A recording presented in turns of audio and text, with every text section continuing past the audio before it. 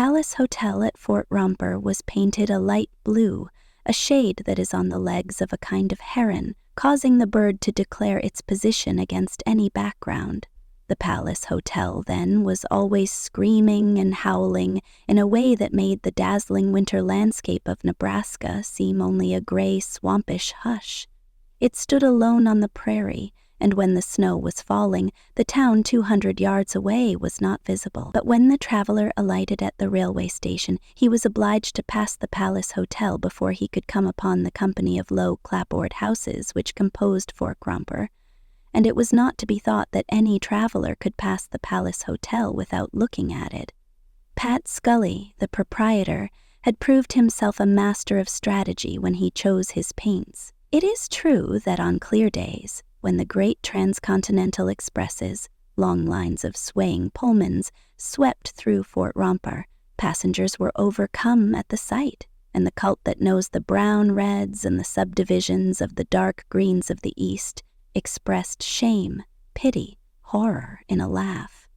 But to the citizens of this prairie town and to the people who would naturally stop there, Pat Scully had performed a feat. With this opulence and splendor, these creeds, classes, egotisms that streamed through Romper on the rails day after day, they had no color in common.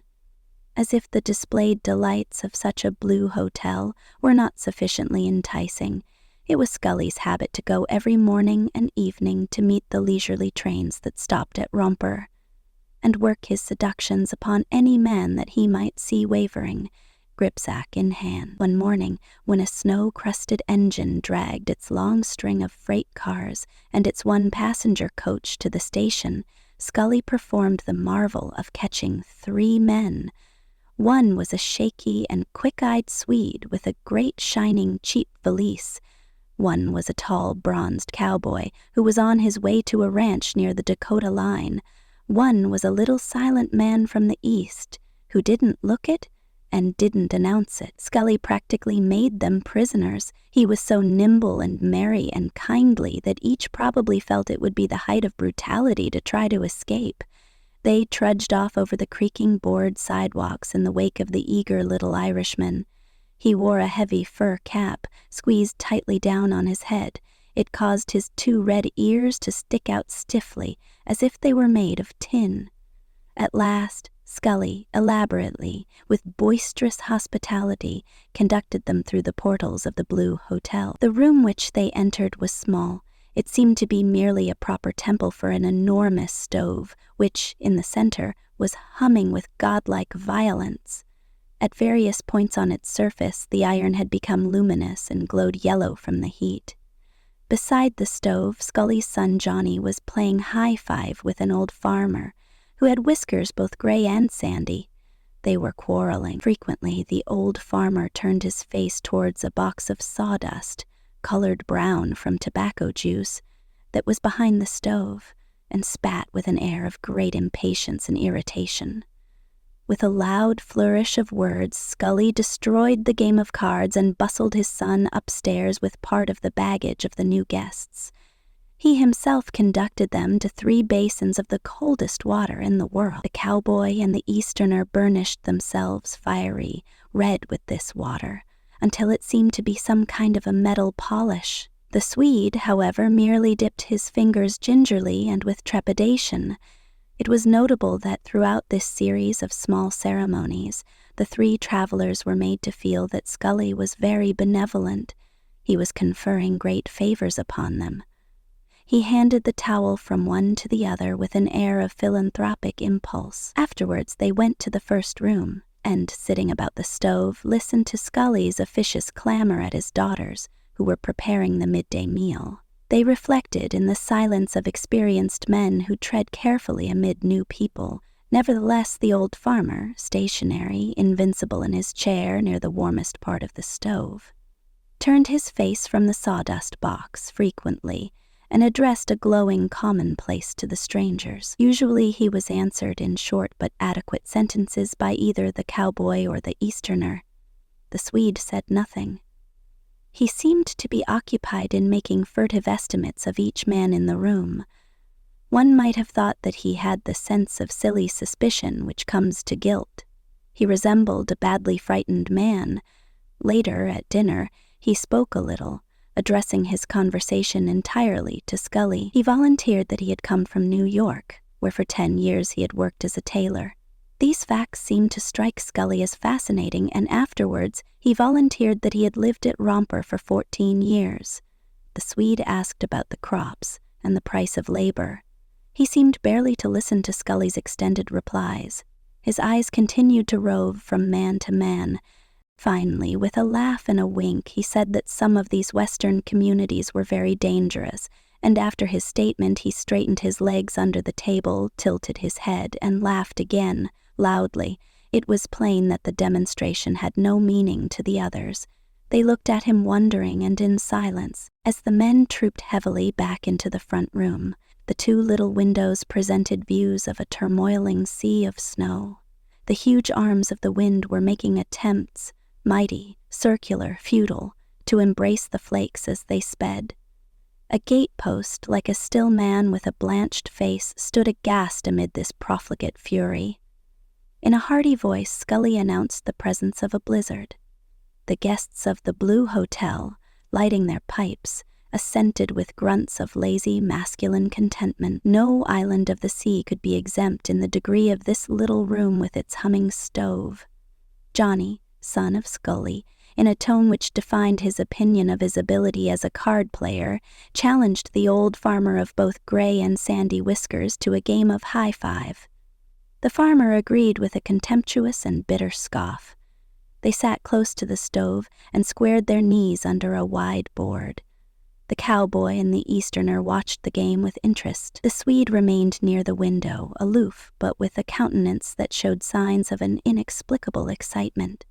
The play of Johnny and the graybeard was suddenly ended by another quarrel. The old man arose while casting a look of heated scorn at his adversary. He slowly buttoned his coat and then stalked with fabulous dignity from the room. In the discreet silence of all other men, the Swede laughed. His laughter rang somehow childish. Men by this time had begun to look at him askance, as if they wished to inquire what ailed him. A new game was formed jocosely. The cowboy volunteered to become the partner of Johnny, and they all then turned to ask the Swede to throw in his lot with the little Easterner. He asked some questions about the game, and learning that it wore many names, and that he had played it when it was under an alias, he accepted the invitation. He strode towards the men nervously, as if he expected to be assaulted. Finally seated, he gazed from face to face and laughed shrilly. This laugh was so strange that the Easterner looked up quickly. The cowboy sat intent and with his mouth open, and Johnny paused, holding the cards with still fingers. Afterwards, there was a short silence. Then Johnny said, "Well, let's get at it. Come on now." They pulled their chairs forward until their knees were bunched under the board. They began to play, and their interest in the game caused the others to forget the manner of the Swede. The cowboy was a board. Each time that he held superior cards, he wanged them one by one with exceeding force down upon the improvised table, and took the tricks with a glowing air of prowess and pride that sent thrills of indignation into the hearts of his opponents. A game with a board whacker in it is sure to become intense. The countenances of the Easterner and the Swede were miserable whenever the cowboy thundered down his aces and kings, while Johnny, his eyes gleaming with joy, chuckled and chuckled. Because of the absorbing play, none considered the strange ways of the Swede. They paid strict heed to the game. Finally, during a lull caused by a new deal, the Swede suddenly addressed Johnny. "I suppose there have been a good many men killed in this room." The jaws of the others dropped, and they looked at him. "What in hell are you talking about?" said Johnny. The Swede laughed again, his blatant laugh, full of a kind of false courage and defiance. "Oh, you know what I mean, all right," he answered. "I'm a liar if I do," Johnny protested. The card was halted, and the men stared at the Swede. Johnny evidently felt that as the son of the proprietor, he should make a direct inquiry. "Now, what might you be driving at, mister?" he asked. The Swede winked at him. It was a wink full of cunning. His fingers shook on the edge of the board.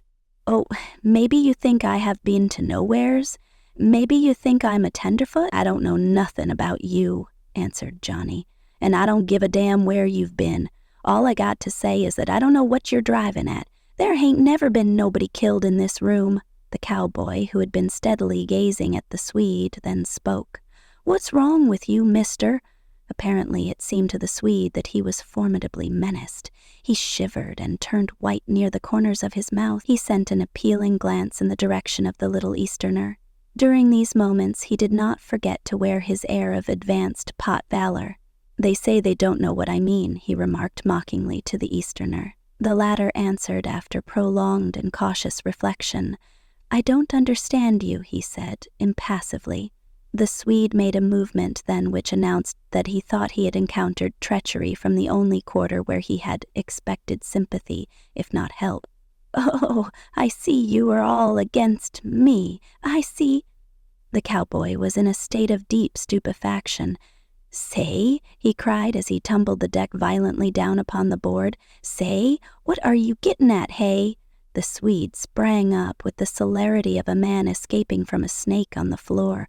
I don't want to fight, he shouted. I don't want to fight. The cowboy stretched his long legs indolently and deliberately.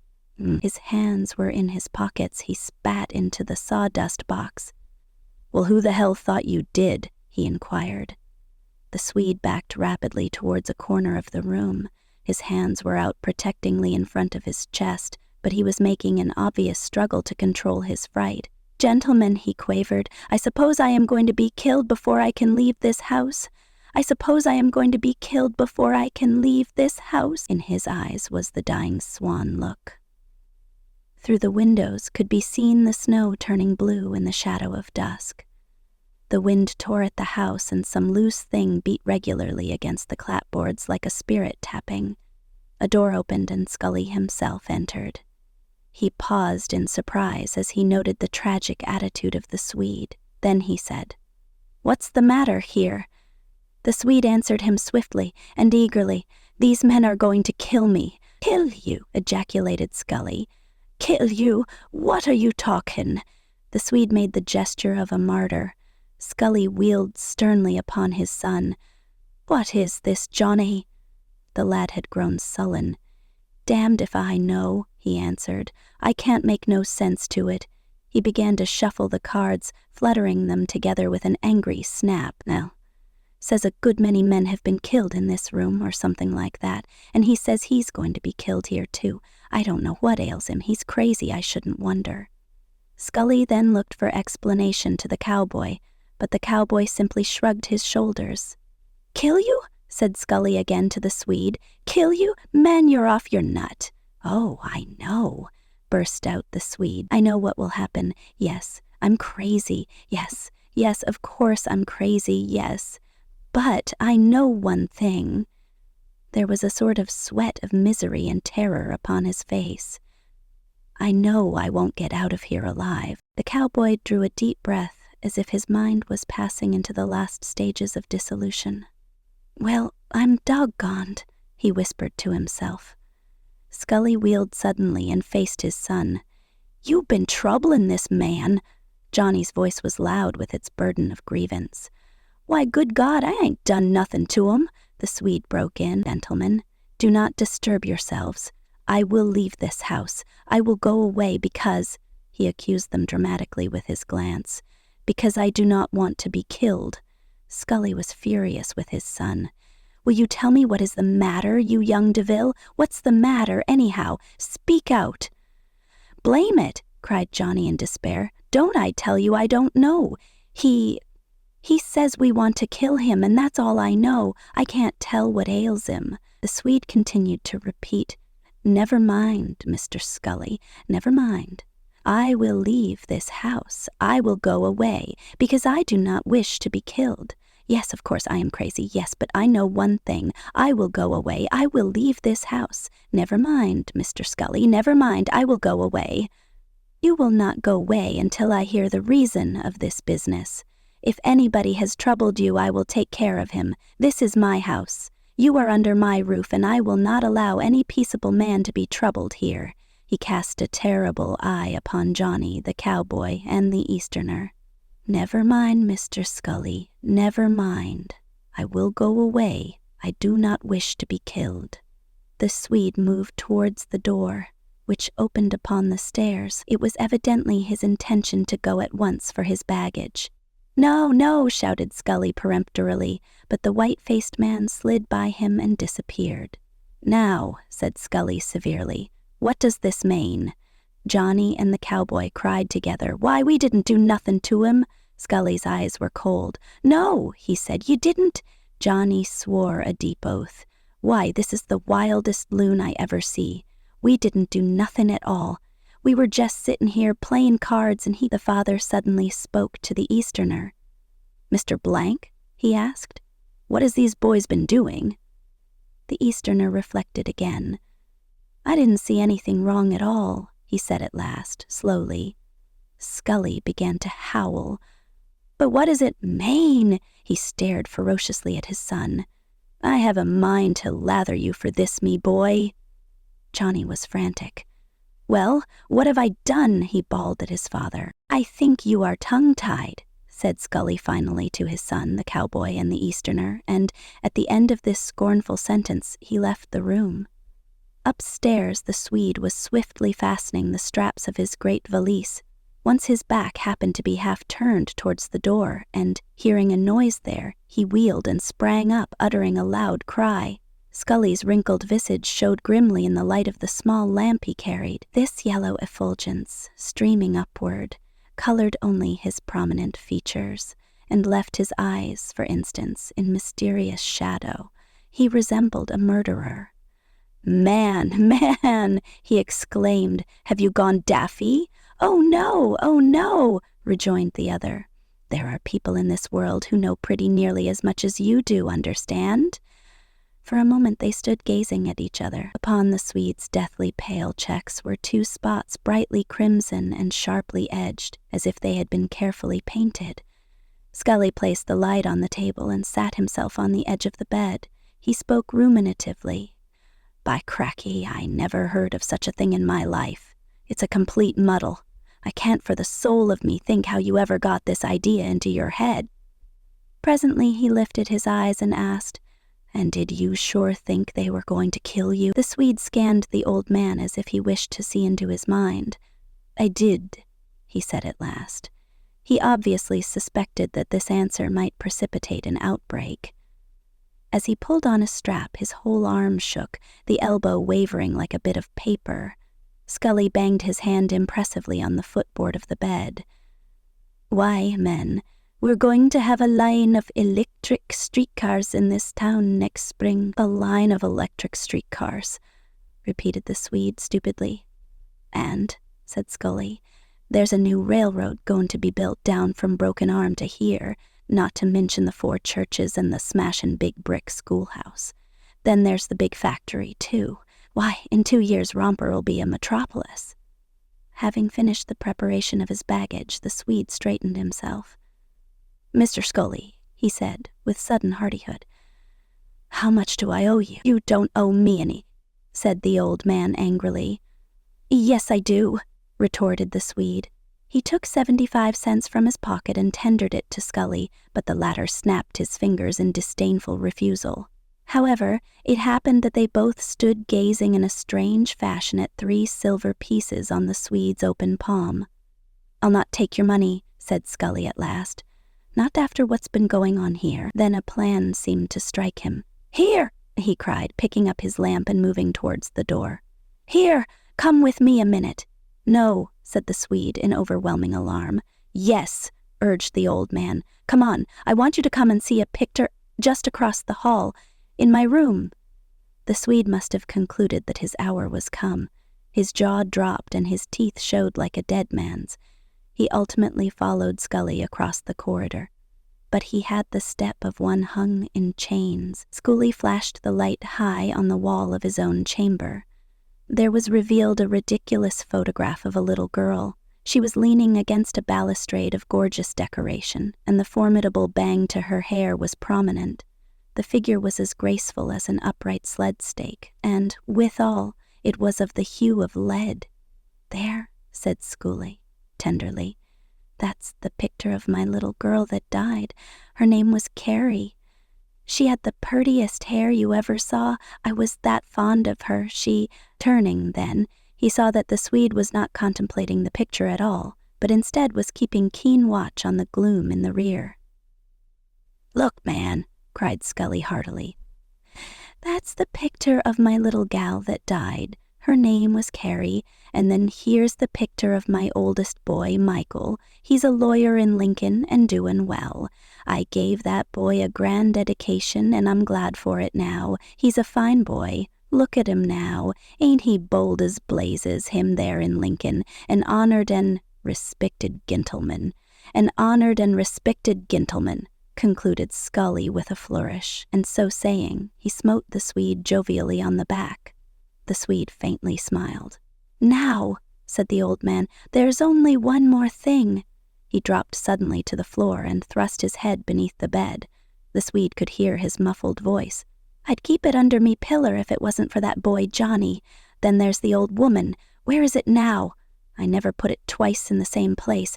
Ah, now come out with you." Presently he backed clumsily from under the bed, dragging with him an old coat rolled into a bundle. "I fetched him," he muttered. Kneeling on the floor, he unrolled the coat and extracted from its heart a large yellow-brown whiskey bottle. His first maneuver was to hold the bottle up to the light. Reassured apparently that nobody had been tampering with it, he thrust it with a generous movement towards the Swede. The weak-kneed Swede was about to eagerly clutch this element of strength, but he suddenly jerked his hand away and cast a look of horror upon Scully. "Drink?" said the old man affectionately. He had risen to his feet and now stood facing the Swede. There was a silence. Then again Scully said, "Drink!" The Swede laughed while he grabbed the bottle, put it to his mouth, and as his lips curled absurdly around the opening and his throat worked, he kept his glance burning with hatred upon the old man's face. After the departure of Scully, the three men, with the cardboard still upon their knees, preserved for a long time an astounded silence. Then Johnny said, "That's the dangest Swede I ever see."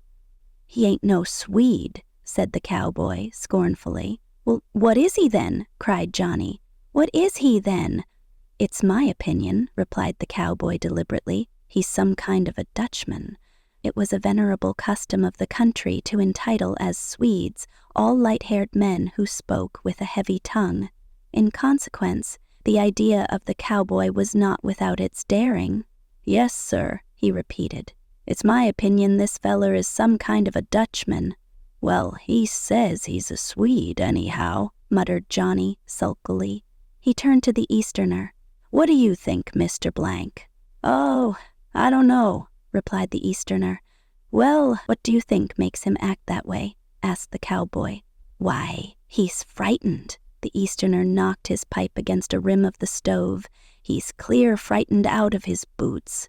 "What at?" cried Johnny and cowboy together. The Easterner reflected over his answer. "What at?" cried the others again. "Oh, I don't know, but it seems to me this man has been reading dime novels, and he thinks he's right out in the middle of it, the shootin' and stabbin' and all." "But," said the cowboy, deeply scandalized, "this ain't Wyoming, nor none of them places. This is Nebraska." "Yes," added Johnny, "and why don't he wait till he gets out west?" The traveled Easterner laughed. "It isn't different there even, not in these days, but he thinks he's right in the middle of hell." Johnny and the cowboy mused long. "It's awful funny," remarked Johnny at last. "Yes," said the cowboy. "This is a queer game. I hope we don't get snowed in, because then we'd have to stand this here man being around with us all the time. That wouldn't be no good." "I wish Pop would throw him out," said Johnny. Presently they heard a loud stamping on the stairs, accompanied by ringing jokes in the voice of old Scully, and laughter evidently from the Swede. The men around the stove stared vacantly at each other. "Gush," said the cowboy. The door flew open, and old Scully, flushed and anecdotal, came into the room. He was jabbering at the Swede, who followed him, laughing bravely. It was the entry of two roisterers from a banquet hall. "Come now," said Scully sharply to the three-seated men. "Move up and give us a chance at the stove." The cowboy and the Easterner obediently sidled their chairs to make room for the newcomers. Johnny, however, simply arranged himself in a more indolent attitude and then remained motionless. "Come over there," said Scully. "Plenty of room on the other side of the stove," said Johnny.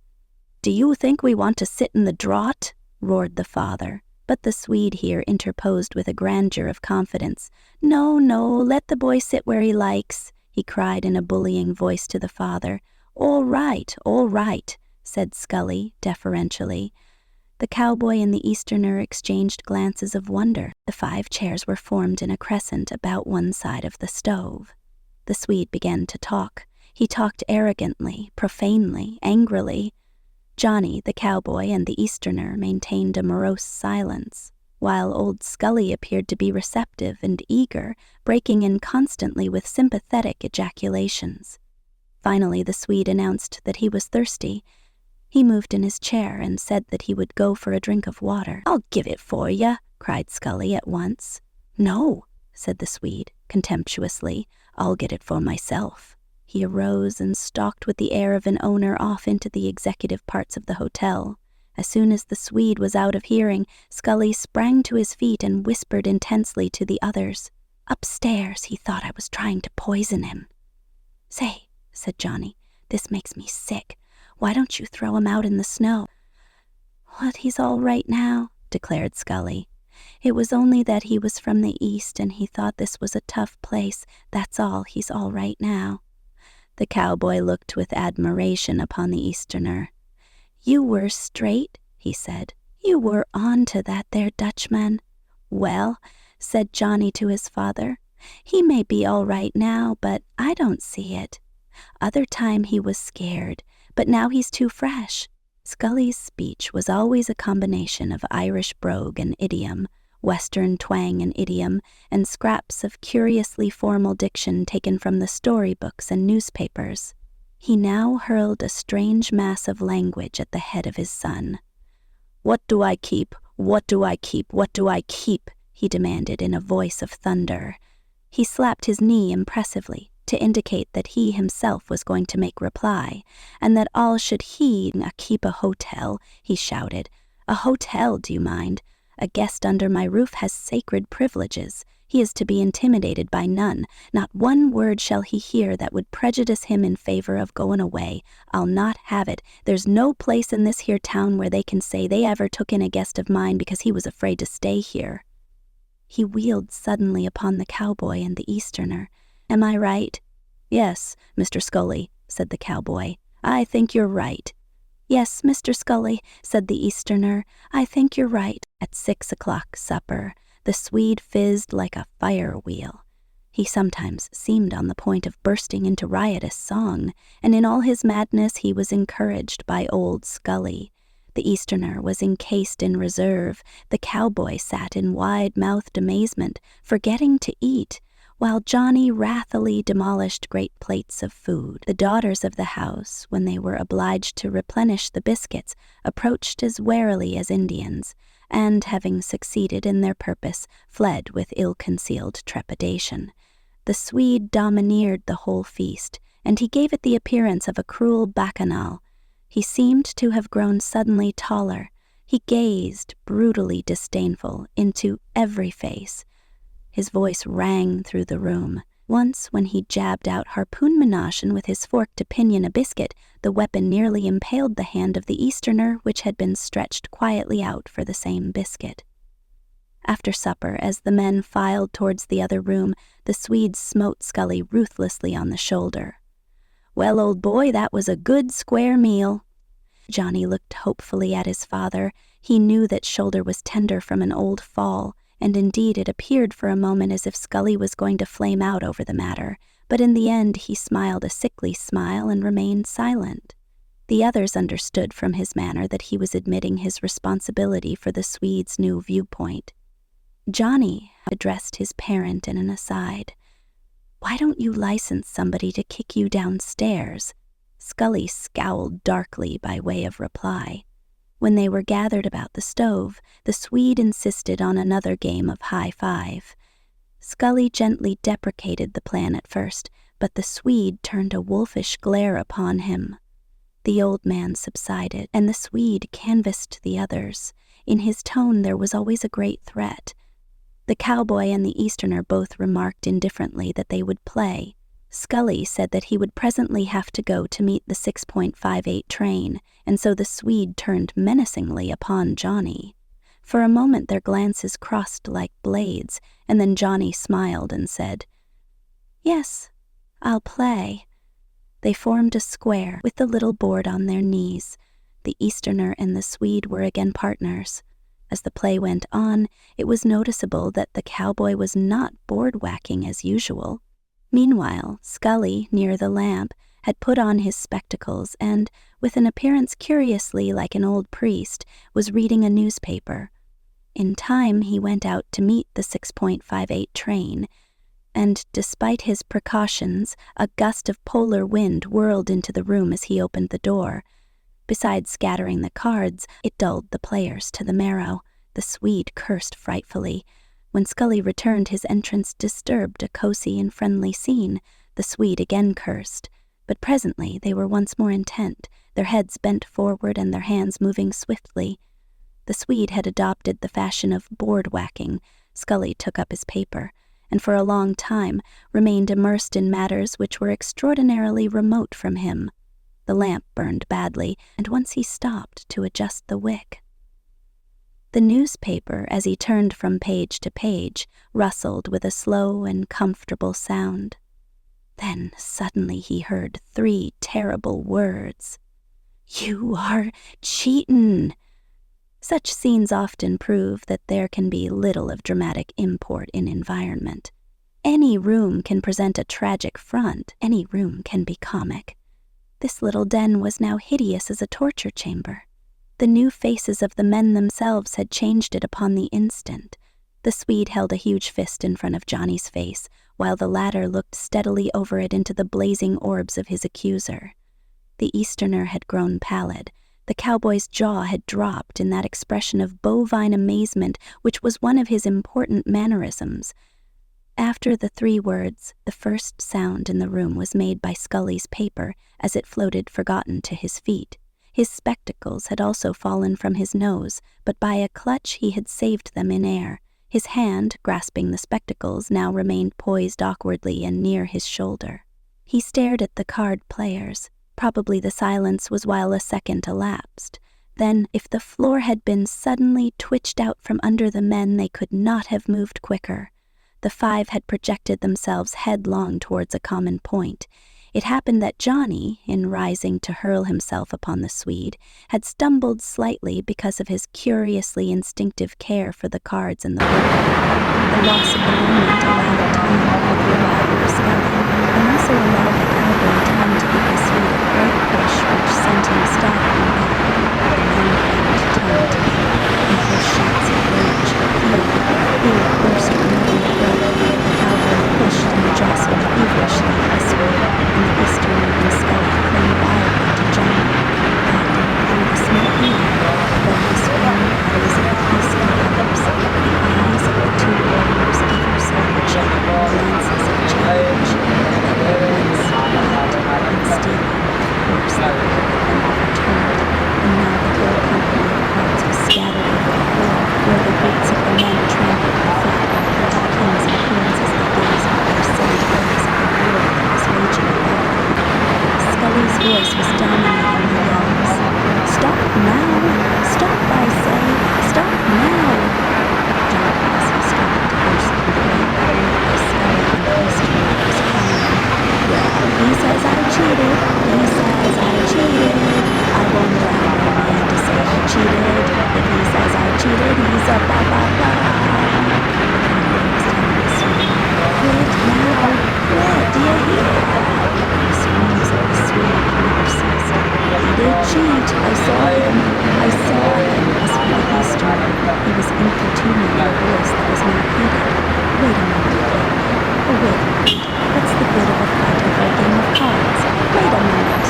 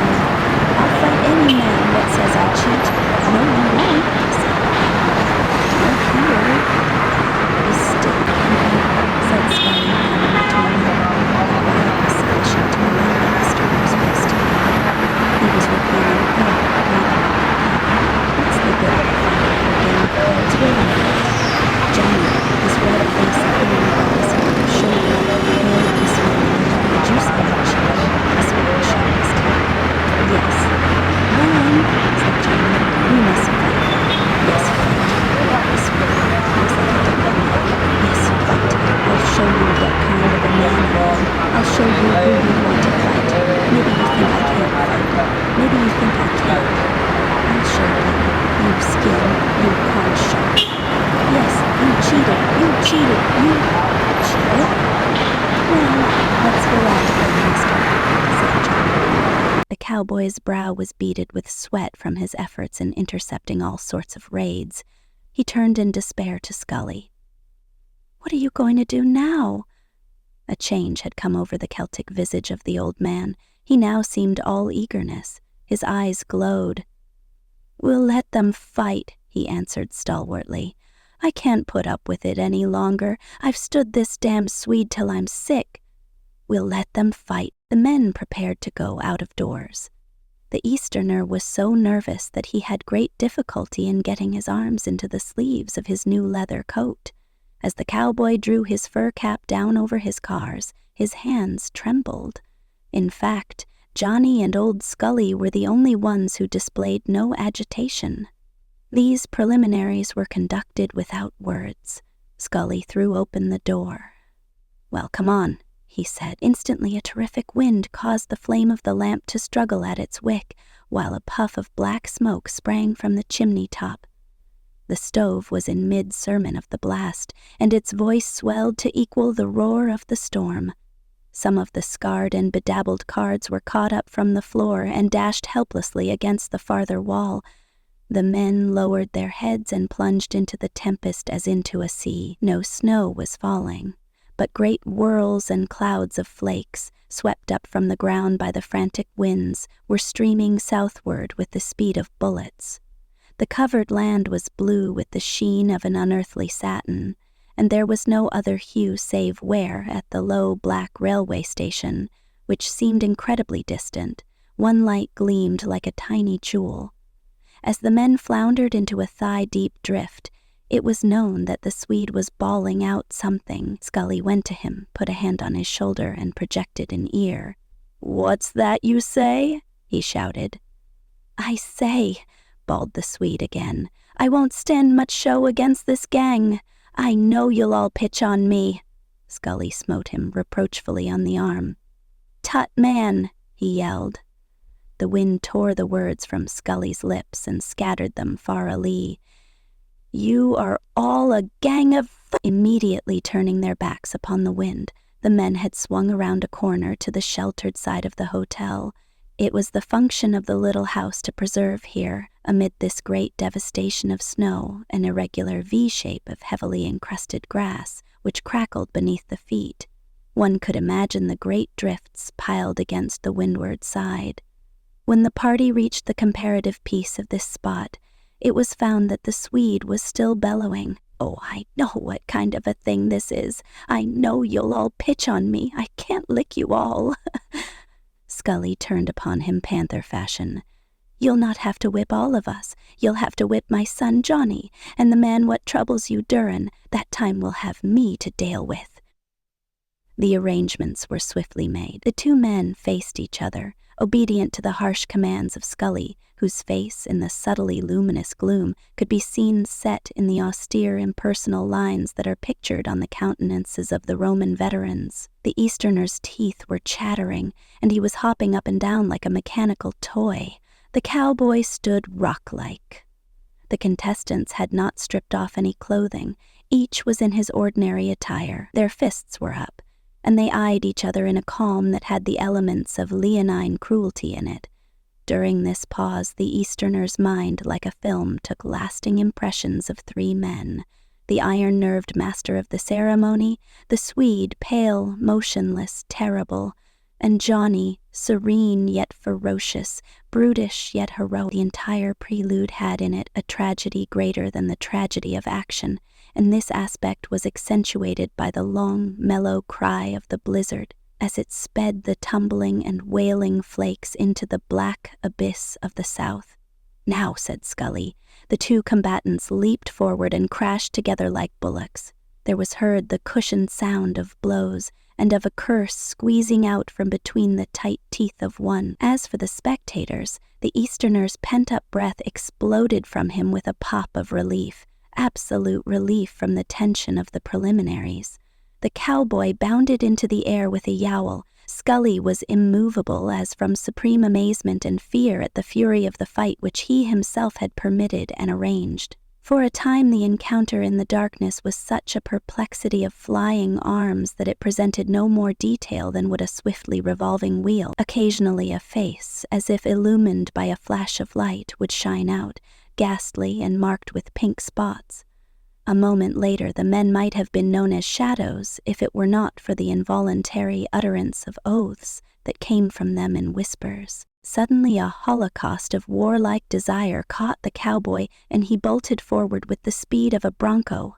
"Go it, Johnny! Go it! Kill him! Kill him!"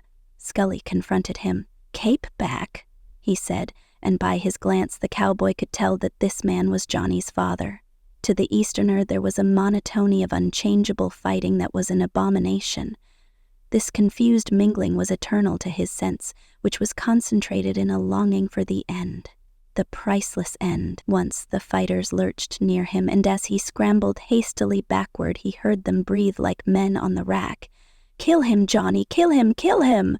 The cowboy's face was contorted like one of those agony masks in museums. "Keep still," said Scully, icily. Then there was a sudden loud grunt, incomplete, cut short, and Johnny's body swung away from the Swede and fell with sickening heaviness to the grass. The cowboy was barely in time to prevent the mad Swede from flinging himself upon his prone adversary. "No, you don't," said the cowboy, interposing an arm. "Wait a second." Scully was at his son's side. "Johnny, Johnny, me boy." His voice had a quality of melancholy tenderness. "Johnny, can you go on with it?" He looked anxiously down into the bloody, pulpy face of his son. There was a moment of silence, and then Johnny answered in his ordinary voice, "Yes, yes." Assisted by his father, he struggled to his feet. "Wait a bit now till you get your wind," said the old man. A few paces away, the cowboy was lecturing the Swede. "No, you don't. Wait a second." The Easterner was plucking at Scully's sleeve. "Oh, this is enough," he pleaded. "This is enough. Let it go as it stands. This is enough." "Bill," said Scully, "get out of the road." The cowboy stepped aside now. The combatants were actuated by a new caution as they advanced towards collision. They glared at each other, and then the Swede aimed a lightning blow that carried with it his entire weight.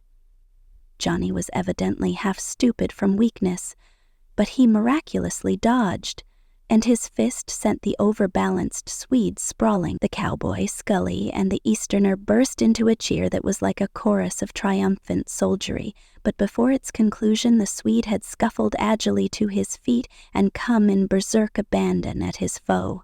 There was another perplexity of flying arms, and Johnny's body again swung away and fell. Even as a bundle might fall from a roof, the Swede instantly staggered to a little wind-waved tree and leaned upon it, breathing like an engine while his savage and flame-lit eyes roamed from face to face as the men bent over Johnny. There was a splendor of isolation in his situation at this time which the Easterner felt once when, lifting his eyes from the man on the ground, he beheld that mysterious and lonely figure, waiting. "Are ye any good yet, Johnny?" asked Scully in a broken voice. The son gasped and opened his eyes languidly. After a moment he answered, "No, I ain't any good any more." Then, from shame and bodily ill, he began to weep, the tears furrowing down through the bloodstains on his face. "He was too heavy for me." Scully straightened and addressed the waiting figure. "Stranger," he said evenly, "it's all up with our side." Then his voice changed into that vibrant huskiness which is commonly the tone of the most simple and deadly announcements. "Johnny is whipped." Without replying, the victor moved off on the route to the front door of the hotel. The cowboy was formulating new and unspellable blasphemies. The Easterner was startled to find that they were out in a wind that seemed to come direct from the shadowed Arctic floes. He heard again the wail of the snow as it was flung to its grave in the south. He knew now that all this time the cold had been sinking into him deeper and deeper, and he wondered that he had not perished. He felt indifferent to the condition of the vanquished man. "Johnny, can you walk?" asked Scully. "Did I hurt him any?" asked the son. "Can you walk, boy? Can you walk?" Johnny's voice was suddenly strong. There was a robust impatience in it. "I asked you whether I hurt him any." Yes, Johnny," answered the cowboy consolingly. "He's hurt a good deal." They raised him from the ground, and as soon as he was on his feet, he went tottering off, rebuffing all attempts at assistance. When the party rounded the corner, they were fairly blinded by the pelting of the snow. It burned their faces like fire. The cowboy carried Johnny through the drift to the door. As they entered, some cards again rose from the floor and beat against the wall. The Easterner rushed to the stove. He was so profoundly chilled that he almost dared to embrace the glowing iron. The Swede was not in the room. Johnny sank into a chair and, folding his arms on his knees, buried his face in them. Scully, warming one foot and then the other at a rim of the stove, muttered to himself with Celtic mournfulness. The cowboy had removed his fur cap, and with a dazed and rueful air he was running one hand through his tousled locks. From overhead they could hear the creaking of boards as the Swede tramped here and there in his room. The sad quiet was broken by the sudden flinging open of a door that led towards the kitchen. It was instantly followed by an inrush of women. They precipitated themselves upon Johnny amid a chorus of lamentation before they carried their prey off to the kitchen, there to be bathed and harangued with that mixture of sympathy and abuse which is a feat of their sex. The mother straightened herself and fixed old Scully with an eye of stern reproach. "Shame be upon you, Patrick Scully," she cried. "Your own son, too. Shame be upon you." "There now, be quiet now," said the old man weakly. "Shame be upon you, Patrick Scully." The girls, rallying to this slogan, sniffed disdainfully in the direction of those trembling accomplices, the cowboy and the Easterner. Presently they bore Johnny away and left the three men to dismal reflection, the Swede, tightly gripping his valise, tacked across the face of the storm as if he carried sails. He was following a line of little naked gasping trees, which he knew must mark the way of the road. His face, fresh from the pounding of Johnny's fists, felt more pleasure than pain in the wind and the driving snow. A number of square shapes loomed upon him finally, and he knew them as the houses of the main body of the town. He found a street and made travel along it, leaning heavily upon the wind whenever, at a corner, a terrific blast caught him. He might have been in a deserted village. We picture the world as thick with conquering and elate humanity, but here, with the bugles of the tempest pealing, it was hard to imagine a peopled earth. One viewed the existence of man then as a marvel, and conceded a glamour of wonder to these lice which were caused to cling to a whirling, fire-smote, ice-locked, disease-stricken, space-lost bulb. The conceit of man was explained by this storm to be the very engine of life. One was a coxcomb, not to die in it. However, the Swede found a saloon. In front of it an indomitable red light was burning, and the snowflakes were made blood color as they flew through the circumscribed territory of the lamp's shining. The Swede pushed open the door of the saloon and entered. A sanded expanse was before him, and at the end of it 4 men sat about a table drinking. Down one side of the room extended a radiant bar, and its guardian was leaning upon his elbows, listening to the talk of the men at the table. The Swede dropped his valise upon the floor and, smiling fraternally upon the barkeeper, said, "Give me some whiskey, will you?" The man placed a bottle, a whiskey glass, and a glass of ice-thick water upon the bar. The Swede poured himself an abnormal portion of whiskey and drank it in 3 gulps. "Pretty bad night," remarked the bartender indifferently. He was making the pretension of blindness which is usually a distinction of his class, but it could have been seen that he was furtively studying the half-reached bloodstains on the face of the Swede. "Bad night?" he said again. "Oh, it's good enough for me," replied the Swede heartily, as he poured himself some more whiskey.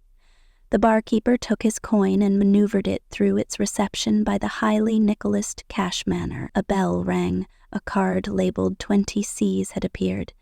"No," continued the Swede, "this isn't too bad weather. It's good enough for me." "So?" murmured the barkeeper languidly. The copious drams made the Swede's eyes swim, and he breathed a trifle heavier. "Yes, I like this weather. I like it. It suits me." It was apparently his design to impart a deep significance to these words. "So?" murmured the bartender again. He turned to gaze dreamily at the scroll-like birds and bird-like scrolls which had been drawn with soap upon the mirrors back of the bar. "Well, I guess I'll take another drink," said the Swede presently. "Have something?" "No thanks, I'm not drinking," answered the bartender. Afterwards he asked, "How did you hurt your face?" The Swede immediately began to boast loudly. "Why, in a fight, I thumped the soul out of a man down here at Scully's hotel." The interest of the 4 men at the table was at last aroused. "Who was it?" said one. "Johnny Scully," blustered the Swede, "son of the man what runs it. He will be pretty near dead for some weeks, I can tell you. I made a nice thing of him, I did. He couldn't get up. They carried him in the house. Have a drink?" Instantly the men in some subtle way encased themselves in reserve. "No thanks," said one. The group was of curious formation. 2 were prominent local businessmen, 1 was the district attorney, and 1 was a professional gambler of the kind known as square.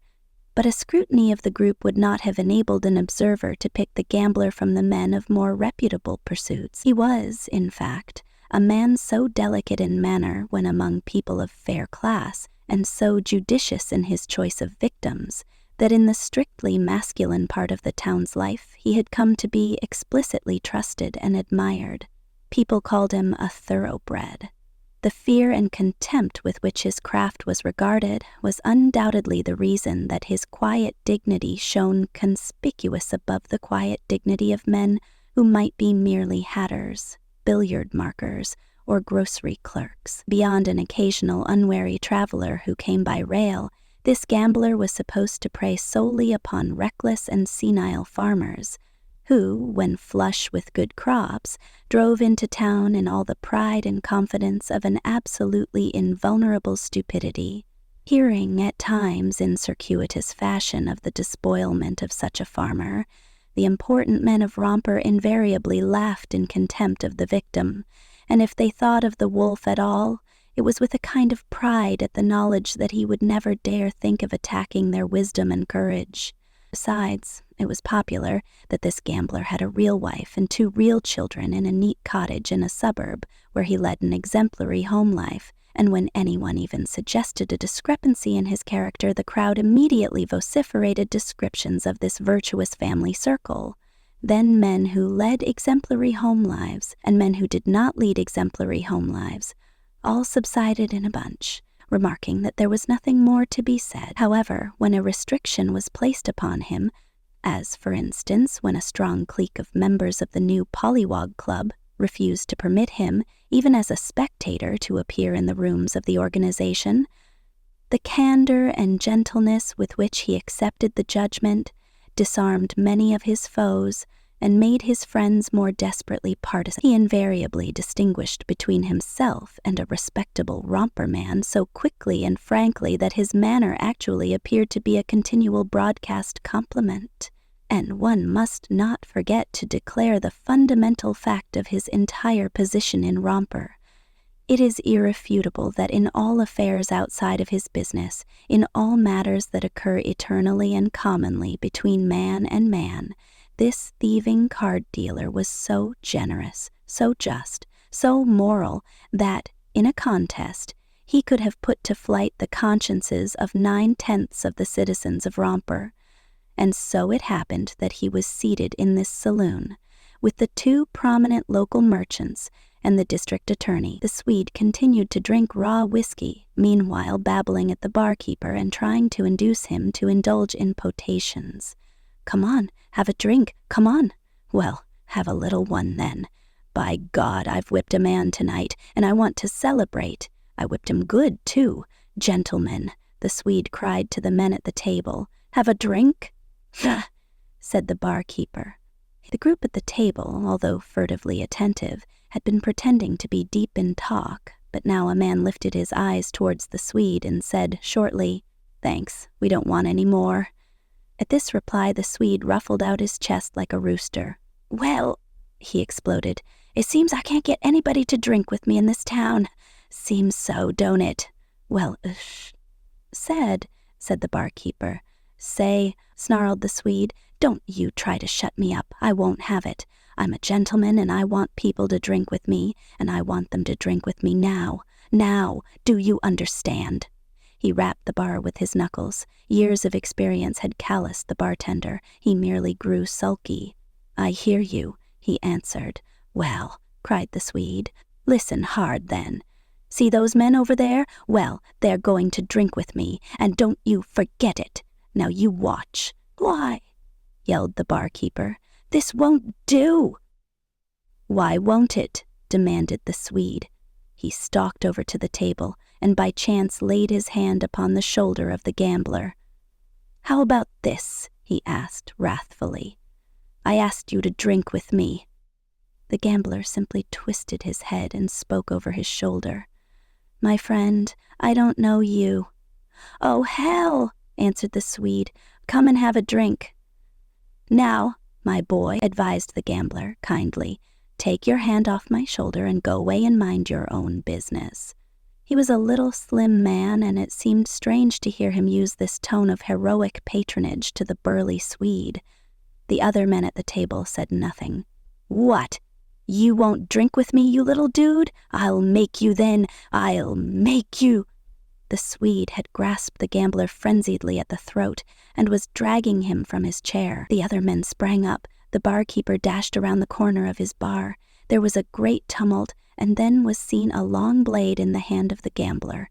It shot forward, and a human body, this citadel of virtue, wisdom, power, was pierced as easily as if it had been a melon. The Swede fell with a cry of supreme astonishment. The prominent merchants and the district attorney must have at once tumbled out of the place backward. The bartender found himself hanging limply to the arm of a chair and gazing into the eyes of a murderer. Henry, said the latter, as he wiped his knife on one of the towels that hung beneath the bar rail, you tell him where to find me. I'll be home, waiting for him. Then he vanished. A moment afterwards, the barkeeper was in the street, dinning through the storm for help, and, moreover, companionship. The corpse of the Swede alone in the saloon had its eyes fixed upon a dreadful legend that dwelt atop of the cash meter. This registers the amount of your purchase. I'd like to fight this here Dutchman myself, said the cowboy, breaking a long silence. Scully wagged his head sadly. No, that wouldn't do. It wouldn't be right. It wouldn't be right. Well, why wouldn't it? Argued the cowboy. I don't see no harm in it. No, answered Scully with mournful heroism. It wouldn't be right. It was Johnny's fight. Yes, that's true enough, said the cowboy. But you'd better not get fresh with me, because I couldn't stand no more of it. You'll not say a word to him, commanded Scully. And even then they heard the tread of the Swede on the stairs. His entrance was made theatric.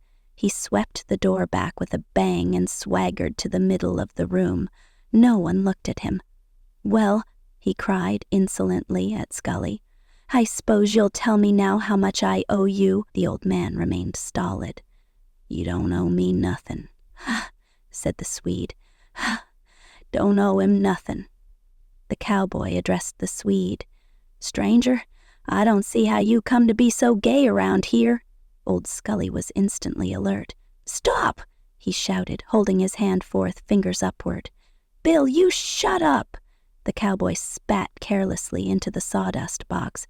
I didn't say a word, did I? He asked. Mr. Scully, called the Swede, how much do I owe you?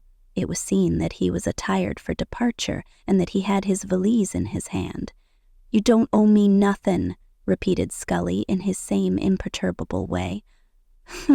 Said the Swede. I guess you're right. I guess if it was any way at all, you'd owe me something. That's what I guess. He turned to the cowboy. Killy, kill him,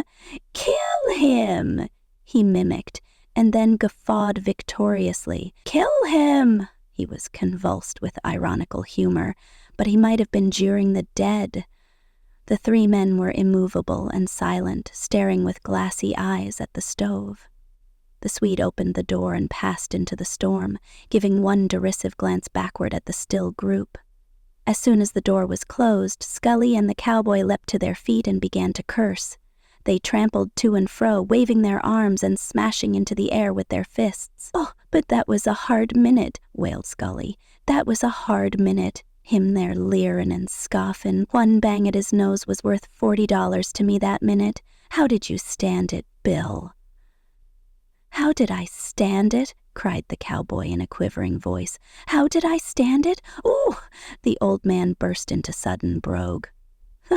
"I'd like to take that Swede," he wailed, "and held him down on a stone floor and bait him to a jelly wid a stick." The cowboy groaned in sympathy. "I'd like to gut him by the neck and hammer him." He brought his hand down on a chair with a noise like a pistol shot. "Hammer their Dutchman until he couldn't tell himself from a dead coyote. I'd bait him until I'd show him some things." And then together they raised a yearning, fanatic cry. "Oh, if we only could. Yes, Azurha, if we only could. Yes, Azurha. And then I'd..." Months later, the cowboy was frying pork over the stove of a little ranch near the Dakota line when there was a quick thud of hoofs outside, and presently the Easterner entered with the letters and the papers. "Well," said the Easterner at once, "the chap that killed the Swede has got 3 years. Wasn't much, was it?" "He has 3 years." The cowboy poised his pan of pork while he ruminated upon the news. 3 years.